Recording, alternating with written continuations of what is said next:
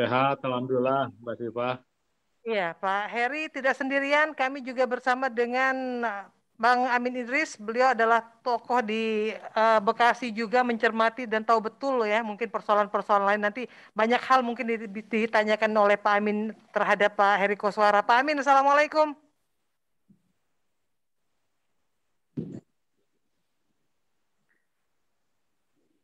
Iya, belum terdengar audionya Pak Amin. Pak, Waalaikumsalam warahmatullahi kabar sehat Bapak? wabarakatuh. Apa kabar Sehat? Pak Heri? Semoga Alhamdulillah, sehat semua ya. Amin. Alhamdulillah sehat. Ya, ini Pak Amin Idris lagi dalam perjalanan ke Bogor ya. Jadi mungkin audionya agak sedikit terputus, tapi tidak apa-apa. Mudah-mudahan bisa mendengar jelas nanti. Oke. Saya mungkin ke Pak Heri dulu ya, Pak Amin Idris ya. Karena ini menjelang akhir tahun 2021, tentu masyarakat Kota Bekasi, karena dapil Pak Heri juga adalah di wilayah Kota Bekasi, ingin mengetahui agenda Dewan selama 1 tahun ini apa saja Pak yang sudah dilakukan? Baik, Bismillahirrahmanirrahim. Assalamualaikum warahmatullahi wabarakatuh. Waalaikumsalam warahmatullahi wabarakatuh. Mbak Siva dan Pak Amin yang saya hormati, serta seluruh pendengar Radio Dakta yang dimuliakan Allah Subhanahu wa Ta'ala. Alhamdulillah, saya senang dan bersyukur sekali di pagi hari yang cerah ini bisa kembali berbincang, bersilaturahim kepada seluruh pendengar Radio Dakta. Mudah-mudahan ada manfaatnya insya Allah. Kembali ke pertanyaan Mbak Siva tadi ya, apa yang sudah dilakukan saya dan teman-teman di DPRD Provinsi khususnya. Kalau saya kan dari Dapil Jabar 8 ya, Kota Bekasi dan Kota Depok.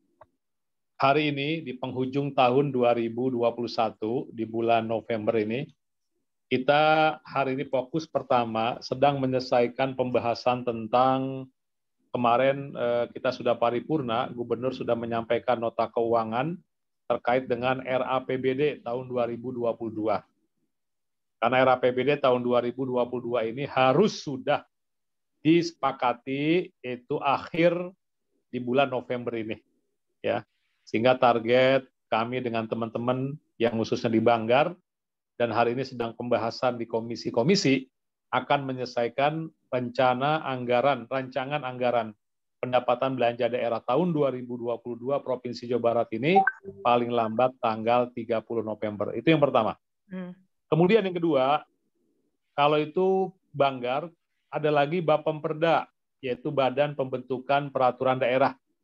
Kami juga sedang membahas tentang rancangan perda tentang dana cadangan daerah atau DCD, dana cadangan daerah terkait untuk kebutuhan Pilgub tahun 2024.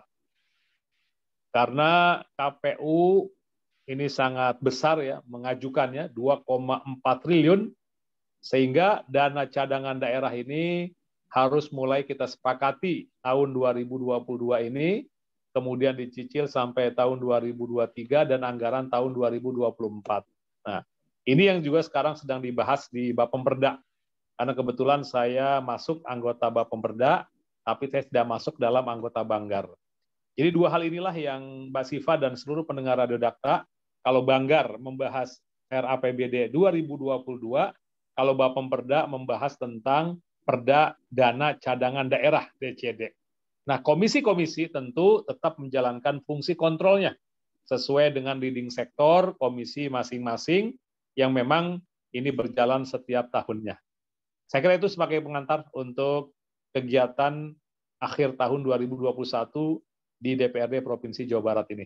Ya, ini tadi agenda-agenda di Provinsi Jawa Barat. Nah, karena Pak Heri juga dapilnya Depok dan Kota Bekasi, tentu masyarakat Kota Bekasi mempunyai kepentingan tentang aspirasi yang selama ini disampaikan, baik itu dalam hal infrastruktur, pembangunan, dan yang lain-lain.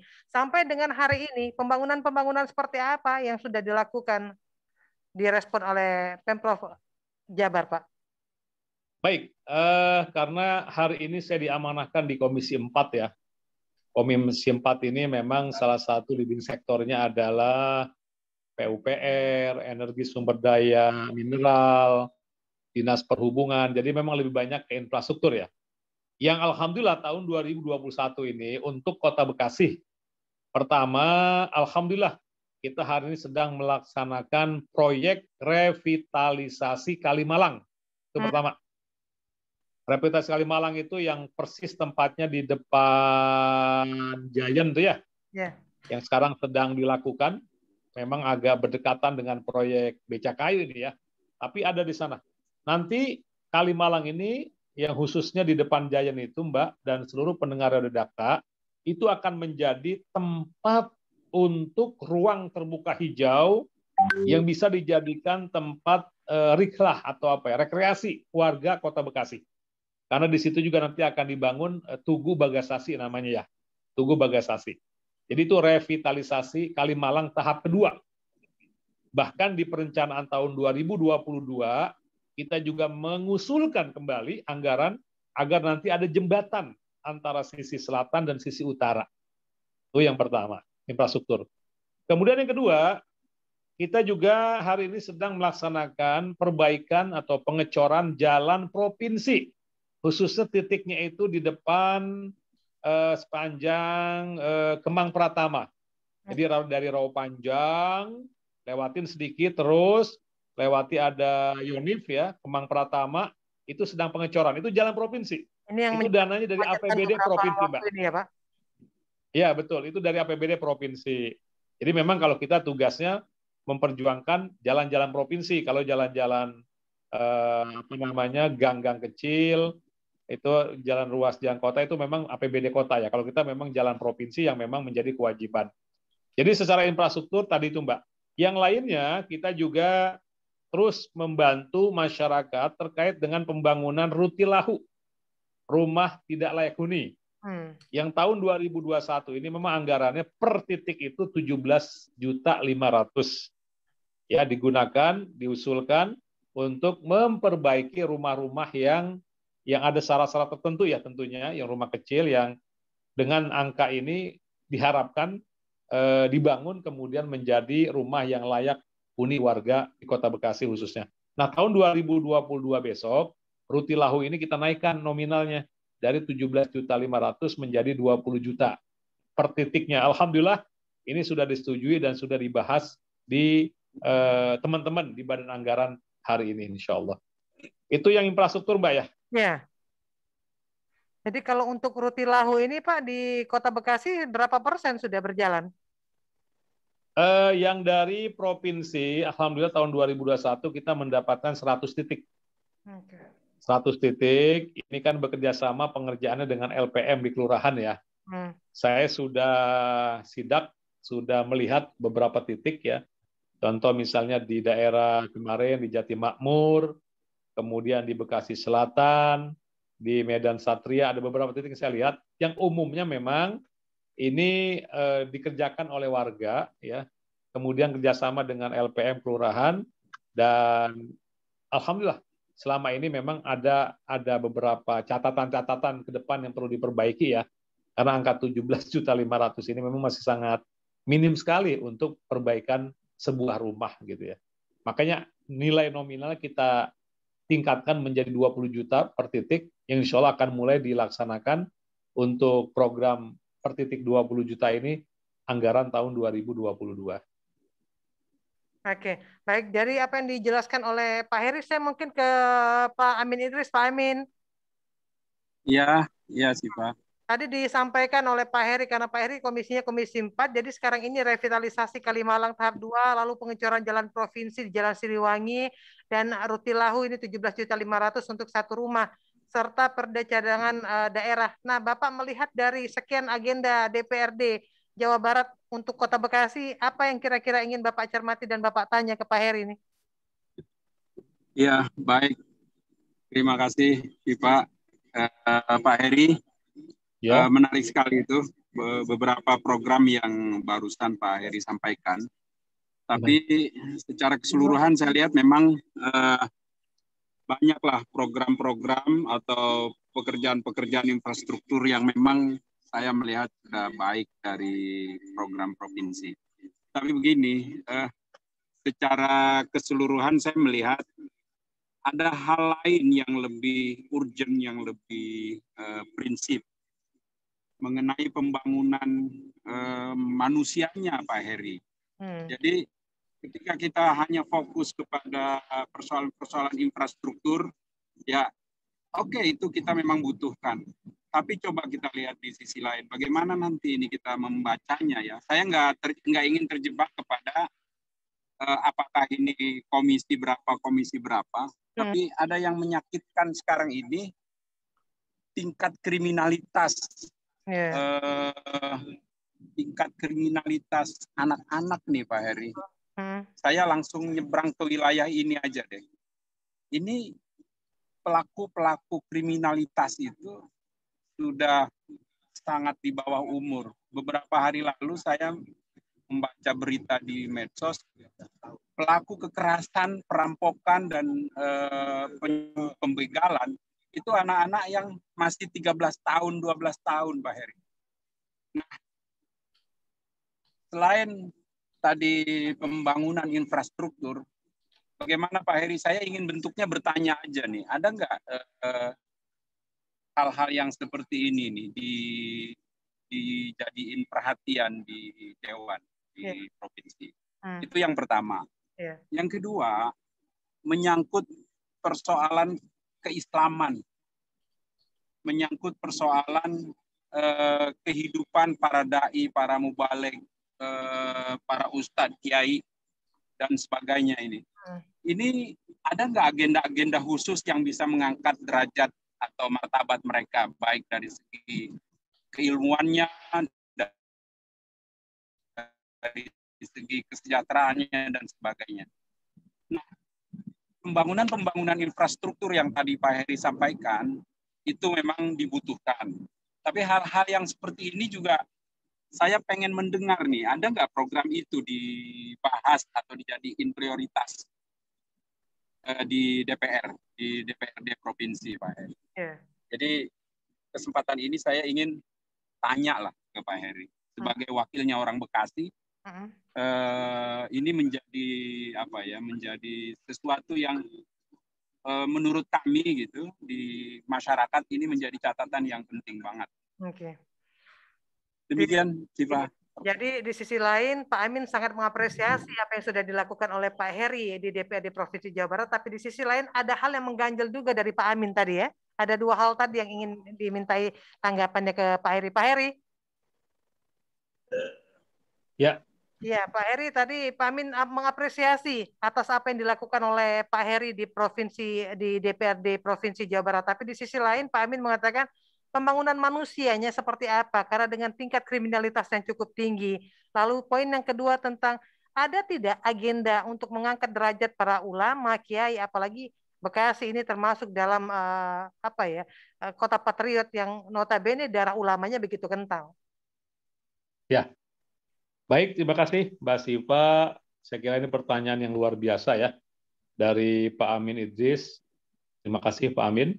Para pendengar Radio Dakta yang saya cintai, saya sangat setuju dan sepakat bahwa pembangunan yang perlu kita perhatikan itu tidak hanya pembangunan dalam konteks fisik semata ya, infrastruktur semata, ya. Tetapi warga yang memiliki jiwa dan hati ini juga perlu dibangun. Saya kira ini ke depan menjadi konten, menjadi hal penting bahwa membangun sebuah kota, membangun sebuah provinsi, membangun negeri ini itu tidak semata-mata pembangunan yang sifatnya infrastruktur. Apalah maknanya infrastruktur yang luar biasa kalau kemudian jiwa yang hidup di dalam ruang lingkup kota itu gelisah, tidak nyaman, tidak tenang gitu ya. Sehingga apa yang tadi dipertanyakan oleh Pak Amin, saya sangat sepakat. Membangun infrastruktur, tapi juga tidak kalah penting membangun warga, membangun jiwa, membangun nurani, sehingga kota itu betul-betul menjadi kota yang maju peradabannya, tapi juga senang dan gembira warganya. Lalu ada nggak perhatian oleh pemerintah? Ada. Ya.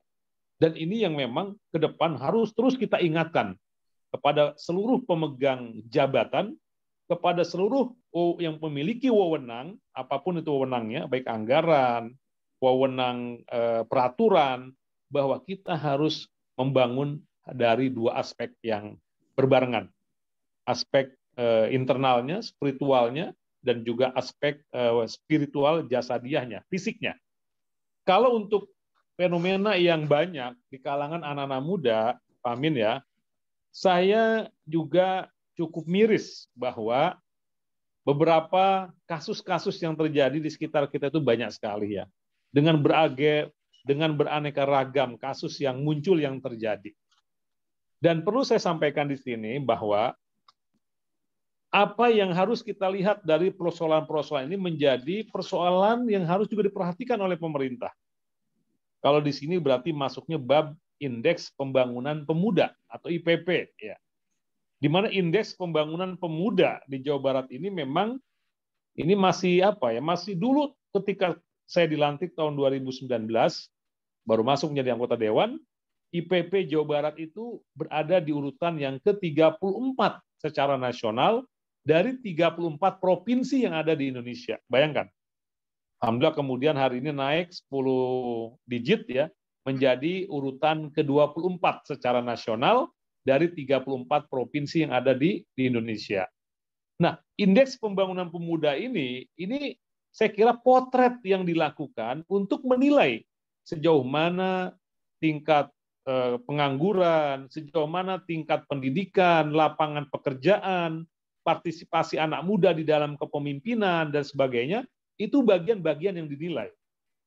Kalau hari ini ternyata kita lihat banyak anak-anak muda kita yang melakukan hal-hal yang tadi disampaikan oleh Pak Amin, dan itu jelas ada memang di tengah-tengah, ini menjadi tugas utama pemerintah, bagaimana menyelesaikan persoalan itu. Contoh, kita nggak usah bicara terlalu lebar di Jawa Barat, di Bekasi saja misalnya ya, ada nggak sekarang ruang-ruang yang bisa diberikan oleh pemerintah untuk mengakomodir kegiatan-kegiatan anak muda kita? Ya, sekarang ini beda dengan kita dulu. Kita olahraga di mana saja mudah. Sekarang mereka harus sewa, gitu ya. Mereka bermain juga tempatnya masih sangat jarang. Ruang terbuka hijau yang dulu banyak sekali tempat-tempat nyaman, hari ini sudah banyak tembok-tembok, bangunan-bangunan yang kemudian ruang-ruang inilah yang menjadi kondisi di mana kita dipaksa untuk hidup di dalamnya. Oleh karena itu, peluang dan usaha kita tetap ada, Pak Amin. Bagaimana kita meningkatkan indeks pembangunan pemuda ini, tentu berharap bahwa pemuda ini punya tempat dalam berekspresi sesuai dengan hobi, sesuai dengan keinginan mereka, yang ini harus hadir pemerintah di sana. Nah, ke depan mudah-mudahan ketika ruang-ruang ini sudah kita siapkan, maka dengan demikian dampak negatif yang akan muncul dari perilaku-perilaku mereka mudah-mudahan bisa kita minimalisir. Itu yang pertama. Yang kemudian yang kedua terkait dengan perhatian terhadap ulama-ulama kita ya. Ini memang juga menjadi kewajiban. Tidak hanya ulama-ulama yang beragama Islam ya, ulama yang dari berbagai latar belakang agama yang ada yang diakui pun harus kita jaga. Harus kita makanya di DPR RI, mohon maaf ya, kami dari Partai Keadilan Sejahtera misalnya mengusulkan adanya undang-undang tentang perlindungan ulama. Simbol-simbol ulama itu harus diperkuat. Jangan sampai mereka menjadi orang-orang yang kemudian musuh, seolah-olah menjadi musuh negara. Padahal peran ulama itu dalam rangka membangun masyarakat dan warga agar mereka cinta kepada NKRI ini luar biasa. Tapi hari ini kita lihat banyak juga ya, ternyata ulama-ulama yang kemudian dipersekusi, yang ditangkap dan seterusnya. Ini saya kira mungkin ke depan perlu menjadi perhatian kita bagaimana menjembatani persoalan ini. Nah, di Jawa Barat, Pak Amin, alhamdulillah kita kemarin baru saja menyelesaikan perda tentang pesantren. Di dalamnya juga ada bab yang mengatur tentang bagaimana pengajar-pengajar agama kita perhatikan di sana.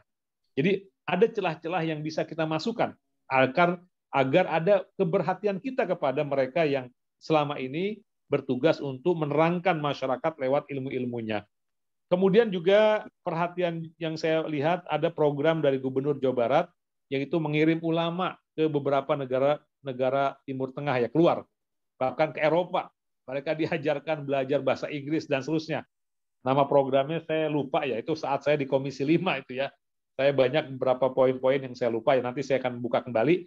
Tapi ada program bagaimana mereka kemudian bahasanya di upgrading kemampuannya, khususnya kemampuan berbahasa asingnya, sehingga mereka nanti bisa berkomunikasi dengan seluruh elemen masyarakat, termasuk yang mereka berbahasa asing dengan mereka ketika datang ke Jawa Barat ini. Saya kira itu Mbak Siva dan pendengar Radio Dakta, Pak Amin ya. Mudah-mudahan nanti bisa kita lengkapi lagi diskusi yang tadi sudah ditanyakan. Terima kasih. Baik, jadi ini kesempatan bagi rekan Dakta, Anda warga Kota Bekasi yang ingin memberikan tanggapan, silakan, atau juga ingin memberikan masukan terkait dengan kinerja atau juga pembangunan infrastruktur yang ada di Bekasi. Anda bisa hubungi kami di 8816363 atau kirimkan melalui WhatsApp kami di 081511100707. Perbincangan kami bersama dengan Bapak Haji Heri Koswara MA selaku anggota DPRD Provinsi Jawa Barat dan juga Bapak Amin Idris akan kami lanjutkan setelah jeda yang berikut. Dakta Radio, bijak dan cerdas. Pandemi memang masih menyelimuti, namun tidak lantas menghentikan ikhtiar yang akan memberi arti bagi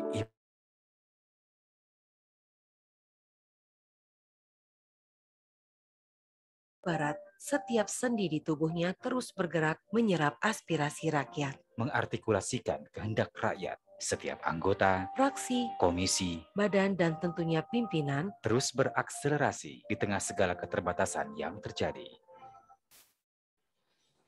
Lihatlah, program vaksinasi terus didorong. Sejumlah rancangan peraturan daerah terus dibahas. Cermati bagaimana pemekaran wilayah Jawa Barat dibahas bersama Gubernur Jawa Barat. Demikian pun penanganan masalah sampah terkait rencana TPPAS Legok Nangka tak luput ikut dikebut.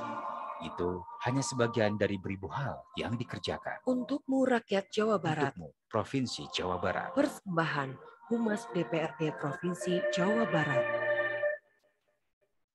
Hadirin jangan menganggap remeh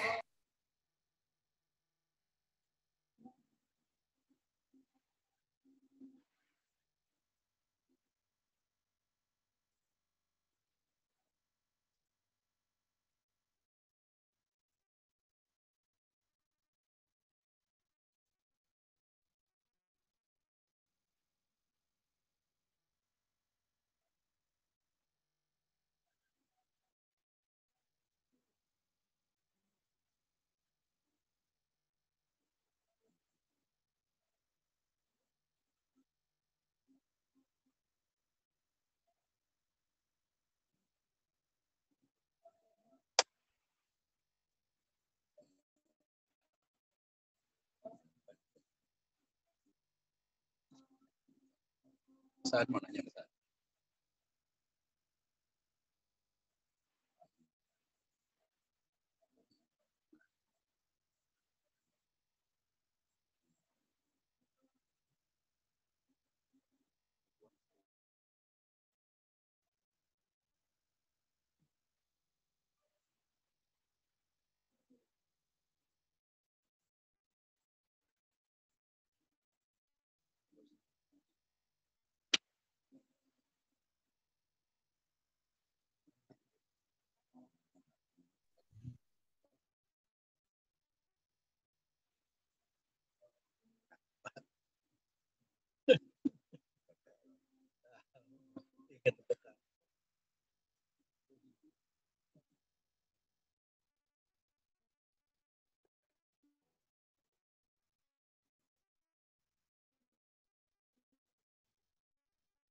Berbincang bersama dengan DPRD Provinsi Jawa Barat, sumber kami masih bersama dengan Bapak Haji Heri Koswara selaku anggota DPRD Provinsi Jawa Barat dan juga masih bersama kami Bang Amin Idris yang tadi juga mempertanyakan terkait dengan apa saja upaya-upaya yang dilakukan oleh Provinsi Jawa Barat dalam hal ini DPRD tentang pembangunan manusia, dalam hal ini dicermati tentang kriminalitas, lalu tentang meningkatkan derajat para ulama.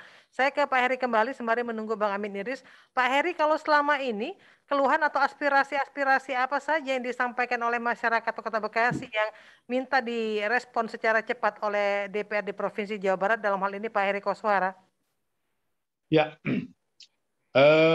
Banyak sekali Mbak ya. Ya.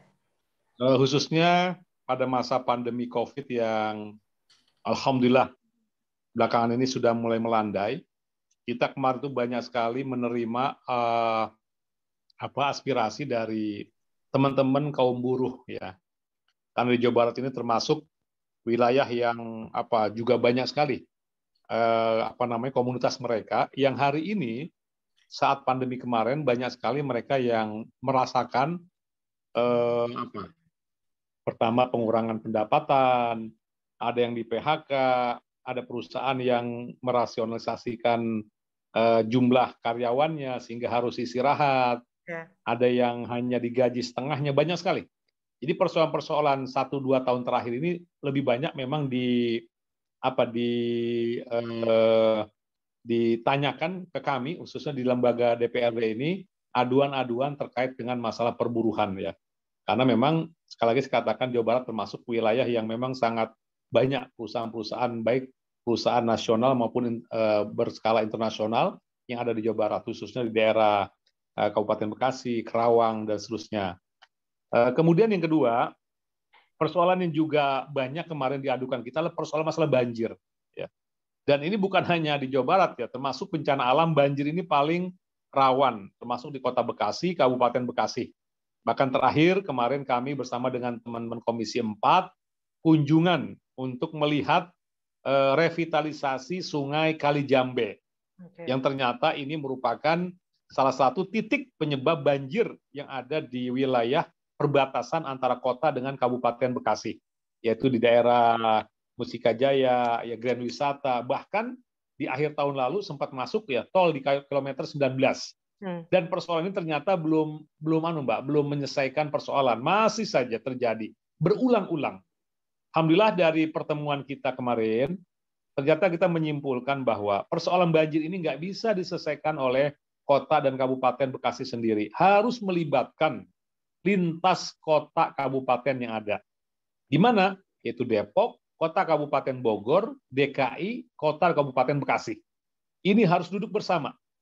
Karena kalau tidak, hanya antar kota saja, ini seringkali ini enggak semua, dari hulu hilirnya tidak ditangani dengan baik. Tapi kalau lintas 5 kota tadi, insya Allah ketika hulu hilirnya ini bisa ditangani dengan baik, mudah-mudahan titik banjir yang ada di daerah kita ini bisa terkurangi dari tahun ke tahun, walaupun memang masih tetap ada saja. Jadi yang pertama masalah perburuhan, kemudian yang kedua masalah banjir, dan yang ketiga yang seringkali diadukan adalah terkait dengan masalah rusaknya jalan. Nah, ini rusaknya jalan ini karena pengaruh mutu jalan ya. Di musim hujan seperti ini memang sangat riskan banget. Apalagi kalau misalnya jalan-jalan yang bolong ya, kemudian ada genangan air, banjir dan sebagainya. Ini juga bagian yang banyak sekali masukan dari warga yang masuk ke kita khususnya di DPRD Provinsi Jawa Barat. Saya kira 3 hal tadi Mbak yang saya rasakan ya di Komisi 4 yang kami rasakan banyak menerima aduan dari mereka. Ini masalah banjir ditanyakan oleh Pak Nofri melalui WhatsApp kami. Pak Heri, apa sebetulnya upaya konkret yang dilakukan oleh DPRD Provinsi Jawa Barat untuk mengatasi masalah banjir, khususnya karena Pak Heri dapilnya Bekasi, di wilayah Kota Bekasi yang nampaknya setiap banjir atau setiap hujan kita selalu kebagian, Pak Heri. Ya, kalau yang khusus Bekasi, saya sudah sampaikan tadi bahwa kita hari ini sedang menjalankan program revitalisasi Kalijambe, Pak. Kalijambe ya. Ini salah satu penanganan banjir di Bekasi bagian timur ya, bagian timur. Nanti bagian tengah, bagian selatannya beda lagi. Ini karena memang disebabkan oleh kali yang berbeda gitu ya. Jadi salah satu secara umum penanganan banjir itu adalah harusnya pemerintah revitalisasi kali. Kali hari ini kita lihat banyak sekali terjadi pendangkalan, penyempitan. Bahkan bangunan-bangunan sekitar kali juga banyak. Kemudian yang kedua juga harus ada komitmen dari warga untuk tidak membuang sampah sembarangan. Saya kira ini juga harus terus kita sosialisasikan. Salah satu sebab di mana air kemudian tidak bergerak, ya tidak lancar itu karena ada sumbatan-sumbatan. Ada sampah-sampah. Masyarakat yang masih rendah terkait dengan pembuangan sampah ini ya. Betul, saya melihat hal ini juga harus terus tetap diingatkan. Walaupun hari ini saya kira sudah mulai muncul kesadaran lah. kesadaran yang baik. Tapi ini harus terus diingatkan oleh RT, RW, dan lurah di lingkungan masing-masing, khususnya wilayah di mana mereka tinggal di sepanjang kali yang ada di Kota Bekasi ini. Oke, saya ke Pak Amin Idris, sudah bergabung kembali bersama kita. Pak Amin. Baik. Ya. Baik sih Pak, saya ingin nyambung ke soal banjir tadi itu ya.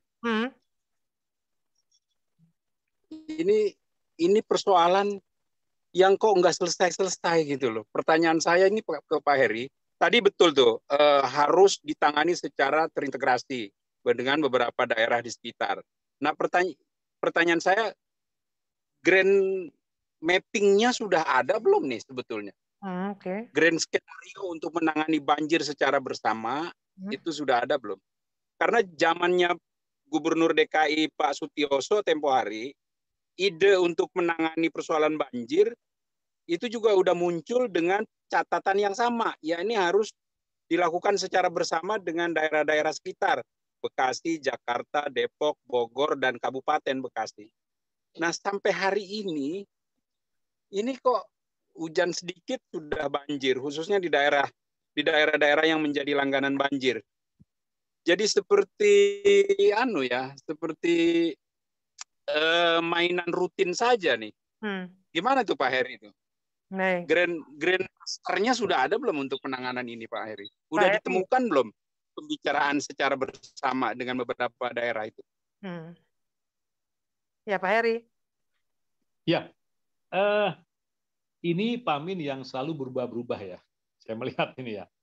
Ya, grand design-nya sudah ada sejak zaman tadi yang Pak Amin sampaikan, termasuk hari ini antar Pak Gubernur Jawa Barat dan DKI juga saya dengar pernah bertemu ya, bagaimana menyelesaikan terkait dengan bencana alam khususnya banjir di wilayah Jawa Barat, wabil khusus lagi di Depok, Kota Bekasi, dan Kabupaten Bekasi.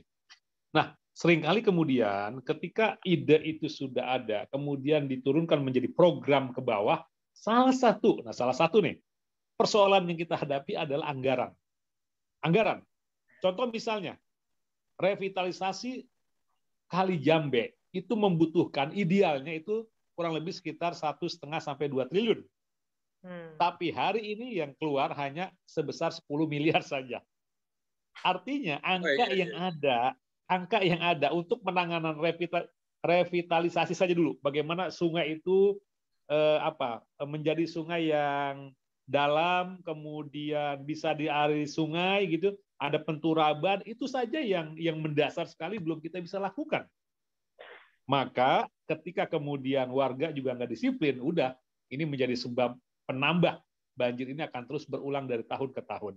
Nah, oleh karena itu saya melihat memang ini harus ada political will, harus ada kemauan secara politik ya, antar gubernur, kemudian diturunkan kepada kota kabupaten yang terimbas, baru kemudian dibuat sebuah kebijakan bersama-sama. Kalau penanganannya tidak lintas seperti itu, hanya sektoral, Kota Bekasi misalnya membangun tandon, Bekasi membangun ini, itu penanganan yang sifatnya sektoral saja. Ketika kemudian ada debit air yang sangat banyak dari Bogor ya, kemudian tidak bisa dilewati di Kota Bekasi karena memang revitalisasi masih belum bagus, ya otomatis dia akan mencari air, akan mengalir mencari tempat-tempat di mana yang ringan, yang rendah, kira-kira seperti itu Pak Amin.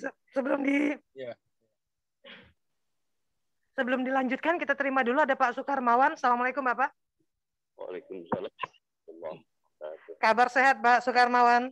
Alhamdulillah. Iya, silakan Pak Sukarmawan. Warga Kabupaten Bekasi atau Kota Bekasi mencermati. Kabupaten Bekasi. Iya, tapi mencermati tentang pembangunan di Kota Bekasi. Nah, kami bersama Pak Heri Koswara, silakan. Assalamualaikum warahmatullahi wabarakatuh. Ustaz Heri Koswara. Halo, Ustaz. Baik. Iya. Halo, Mas Sita. Iya, silakan. Langsung saya berharap meskipun saya juga kurang paham Pak Ustaz Heri Koswara hanya wilayah Kota Bekasi dan Depok mungkin ya. Iya. Ya, aspirasinya Kabupaten Bekasi gitu. Kita nanti disambungkan kali ya. Iya. Jadi di Kabupaten Bekasi khususnya di wilayah Cibarusah ini. ada kali Cipamingkis ya, dan ada satu jembatan yang menghubungkan dua desa. Makanya saya amati di sana kalau tidak segera ada apa namanya program meluruskan aliran sungai gitu, kelok gitu Mas. Nah, kelok harus deras itu posisi arah arus sungai itu ketika deras itu dia bukan mengarah ke kolong jembatan, tapi mengarah kepada dinding jembatan. Itu saya pikir menjadi masalah dan itu yang mengancam. Itu sudah diperbaiki oleh Pemda Kabupaten Bekasi, tapi perlahan tapi pasti akan bisa memberikan ancaman. Yeah. Boleh, Pak, ini ada aspirasi dari yayasan di Cibarusah bisa nggak Pak Sipa ya? Ada yang datang terus kita mungkin saya nanti bisa menyambungkan gitu ya ke yang terkait ya dengan wilayah Kabupaten Bekasi. Nanti akan dicoba disambungkan oleh Pak Heri ya, Pak Sukarmawan ya. Terima kasih Pak Sukarmawan. Baik. Assalamualaikum. Ya, ini Pak Heri nanti mohon disampaikan kepada DPRD Jabar khususnya dari Dapil Kabupaten terkait dengan Kali Cipamingkis ya Pak Heri. Iya. Nanti akan disampaikan oleh Pak Heri. Nah, tadi merespon dari apa yang disampaikan oleh Pak Heri Koswara, Pak Amin tentang tadi memang tidak mudah nampaknya untuk apa ya mengolah atau juga mengatasi persoalan banjir di Kota Bekasi selama ini. Karena tadi berubah-ubah juga, Pak Amin. Iya. Iya, bukan soal tidak mudahnya. Jadi ini di sini kita lihat bagaimana di kalangan para birokrat kita ini yang menurut saya itu masih lemah dan ini yang mesti dibangun. Karena begini, saya lihat ada hal-hal sederhana yang ini kebetulan beberapa pekan lalu saya roadshow ke daerah utara ini, Pak Heri. Mulai dari wilayah yang ada di kawasan Kota Bekasi itu sampai ke sana ke utara terus ke Pondok Soga, Babelan terus Pondok Soga. Kalau kita bicara tentang kali, ini nggak mungkin untuk wilayah kota kita selesaikan, sementara di hilirnya itu kali sudah tertutup dengan bangunan-bangunan liar dan sampah-sampah. Nah, di sisi sederhana ini saja semestinya pemerintah kota dan pemerintah kabupaten yang bertetangga ini mudah semestinya menyelesaikan ini. Tapi kelihatannya koordinasi ini menjadi sesuatu yang menghambat sehingga hal sederhana menjadi susah. Begitu juga konsep penanganan tadi banjir dan sampah di Kota Bekasi. Saya lihat sumbernya kemauan itu ada, will itu ada, tapi ketika langsung masuk kepada actionnya yang kelihatannya mendominasi.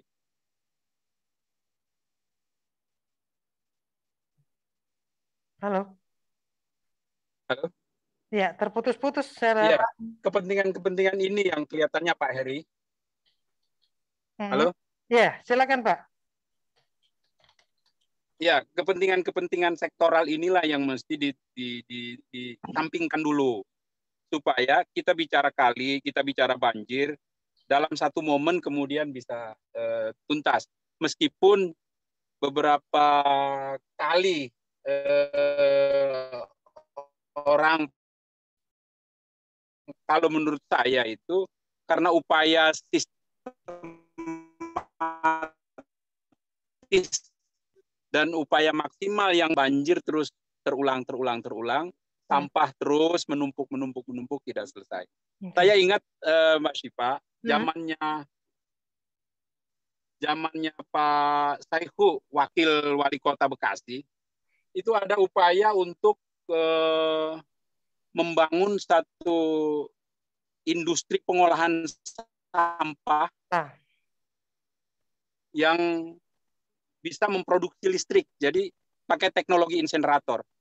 Itu sudah beberapa kali pembicaraan berjalan, tapi kok tidak ada follow up.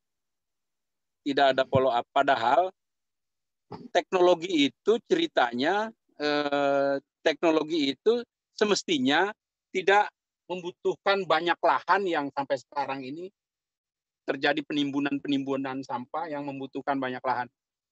Nah ini semestinya bisa jalan, tapi kok tidak juga gitu loh. Iya. Kalau menurut saya, Pak Heri, kalau menurut saya dibutuhkan satu terobosan untuk bisa menyisihkan atau bisa menembus atau bisa menerobos bagaimana hambatan birokrasi ini teratasi. Begitu kira-kira Mbak Sipa. Ya, Pak Amin, selain persoalan banjir, apalagi yang Pak Amin cermati dari Kota Bekasi ini? Saya ada 2 hal yang menjadi fokus saya saat ini. Oke lah, banjir, sampah, dan lingkungan. Ini sudah persoalan yang butuh, ya boleh dibilang sudah lampu merah ini. Yeah. Sudah lampu merah untuk Kota Bekasi. Dan sebagai wakil rakyat, saya kira Pak Heri sudah melakukan ini, tapi walaupun begitu, tetap dampak ini masih kita rasakan sehingga perlu optimalisasi lagi. Nah, yang kedua saya kira aspek kemanusiaannya, Mbak Sipa.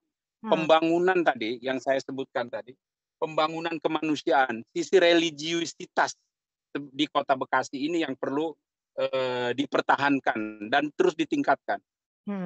Saya kira fakta sekarang ini menyatakan bahwa semakin termarginalisasikan sisi-sisi kemanusiaan, sisi-sisi keagamaan. Orang semua bicara tentang perut, orang bicara semua tentang pembangunan, tapi abai terhadap hal-hal yang sifatnya humanis. Nah, 2 sisi ini saya kira bagaimana Pak Heri di DPR memformulasikannya agar proses pembangunan yang terjadi di Kota Bekasi bisa berjalan seimbang. Secara pribadi saya melihat sebagai masyarakat di Kota Bekasi, 2 hal ini masih belum seimbang antara pembangunan fisik dengan pembangunan kemanusiaannya. Mbak Sipa bisa bayangin sebuah sekolah madrasah di daerah utara itu masih ada yang gajinya itu guru 200.000. Nah, kita bisa bayangkan bagaimana sekolah itu bisa beroperasi dengan baik, bagaimana anak-anak didik kita bisa berjalan dengan baik kalau nyatanya fakta di lapangan masih ada kenyataan yang seperti ini. Ada lagi guru yang masih nyambi menjadi ojol. Hanya karena dia ingin menambah penghasilan buat pendidikan anak-anaknya, buat makan. Ini prihatin saya melihat. Baik. Kita minta tanggapan ya Pak Amin di sesi terakhir ini dari Pak Heri Koswara dan juga mungkin memperkuat karena mau tidak mau Pak Heri ada di Dapil Depok dan Kota Bekasi, masyarakat Kota Bekasi juga ingin tahu bagaimana. Pak Heri? Ya. Iya, sekaligus mungkin closing statement Pak terkait dengan apa yang disampaikan oleh Pak Amin. Ya, pertama tadi dari yang kabupaten Pak siapa? Sukirman ya? Pak Sukarmawan.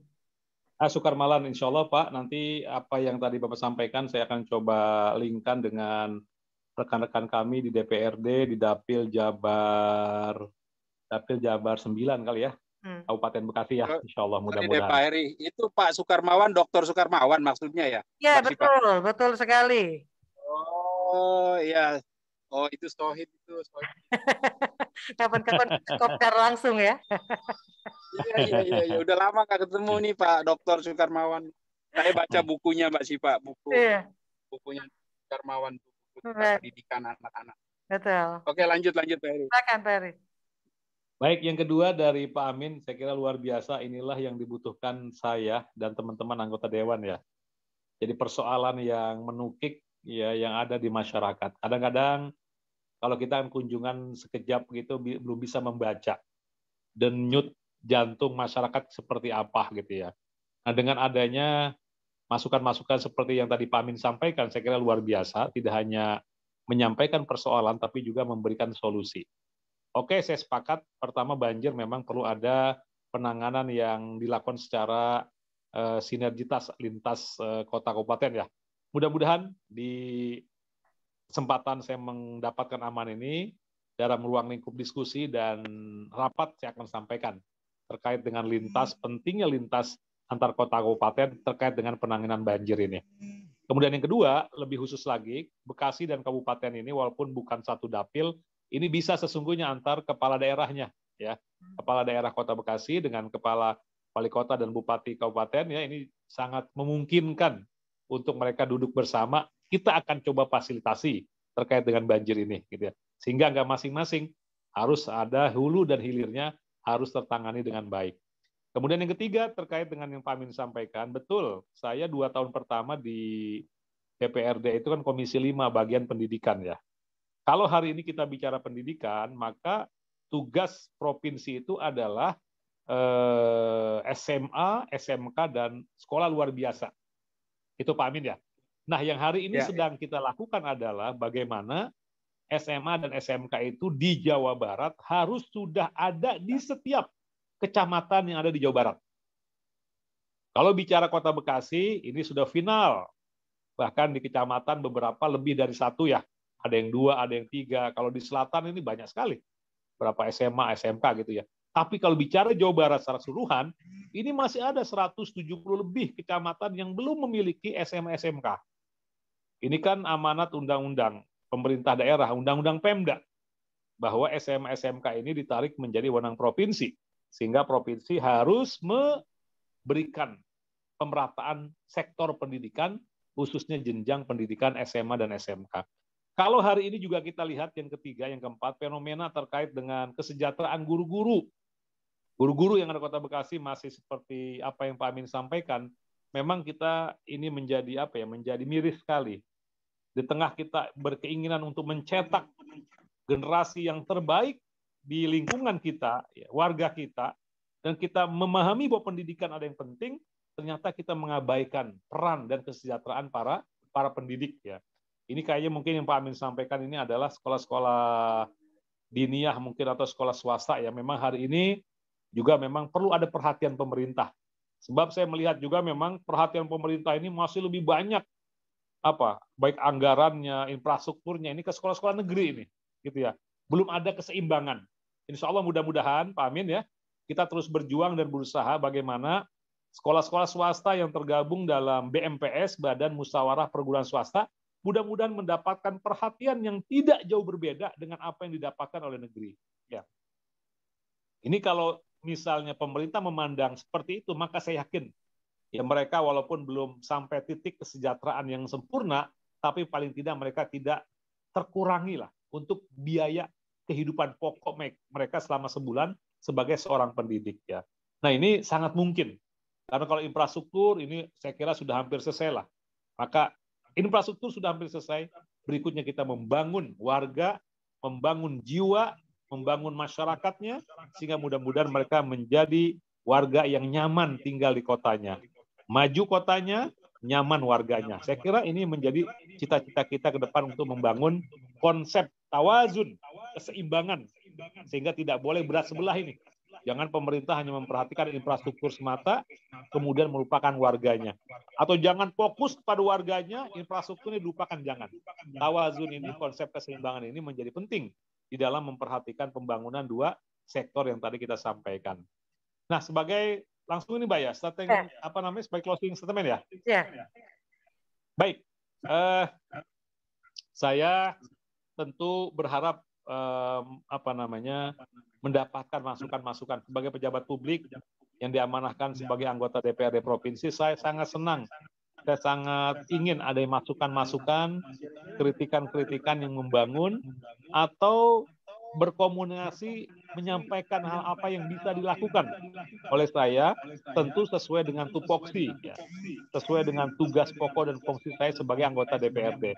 Mudah-mudahan dengan demikian persoalan-persoalan yang ada di Kota Bekasi, ya, dan di Depok dan di kabupaten, ya, minimal walaupun belum bisa kita selesaikan secara keseluruhannya, minimal 50%-nya, ya, minimal berapa persennya sudah bisa teratasi dengan baik, insya Allah.